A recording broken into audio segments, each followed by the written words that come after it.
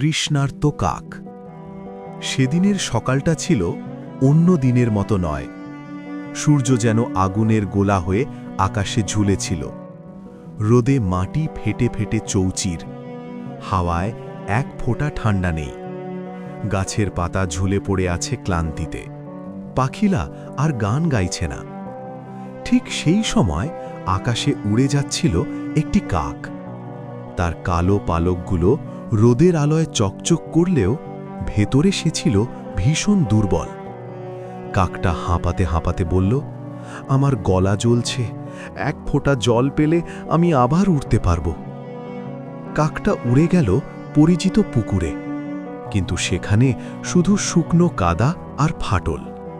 তারপর সে গেল নদীর ধারে। নদী নেই, শুধু বালু আর পাথর। কাকটার চোখ ঝপসা হয়ে এলো, ডানা ভারী লাগছিল। সে একটা গাছের ডালে বসে ভাবল, আমি কি আজ এখানেই পড়ে যাব? তার বুকের ভেতর ভয় ঢুকে পড়ল। হঠাৎ গাছের ডাল থেকে নিচে তাকিয়ে কাকটা দেখতে পেল একটা পুরনো মাটির কলস। কলসটা পড়েছিল ঝোপের পাশে। রোদে পুড়ে তার গায়ে দাগ, মুখে ধুলো জমে গেছে। কাকটা ধীরে ধীরে নিচে নামল, ভয়ে ভয়ে ঠোঁট ঢুকিয়ে উকি দিল।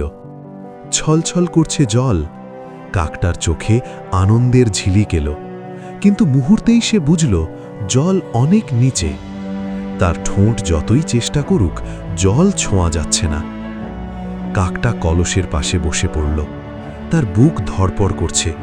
সে বলল, এত কাছে এসেও যদি জল না পাই।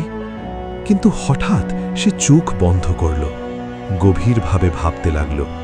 চারদিকে তাকালো।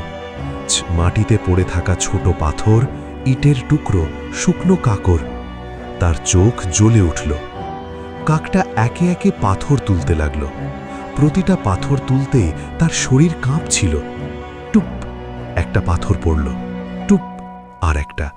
ধীরে ধীরে জল ওপরে উঠতে লাগল। কাকটা বলল, আর একটু, আর একটু। তার ডানা ব্যথা করছিল, কিন্তু মনটা শক্ত ছিল। শেষে জল কলসের মুখের কাছাকাছি চলে এলো। কাকটা ঠোঁট ডুবিয়ে জল খেল। এক চুমুক, আর এক চুমুক। তার শরীরে প্রাণ ফিরে এলো। সে চোখ বন্ধ করে বলল, আমি পারলাম। জল খেয়ে কাকটা ডানা ঝাপটাল, আবার উড়ে উঠল নীল আকাশে। সে গাছের ডালে বসে অন্য পাখিদের ডাক দিল, বুদ্ধি ব্যবহার করো, হাল ছেড়ো না। সূর্য তখনও জ্বলছিল, কিন্তু কাকটার মন ছিল সাহসে ভরা।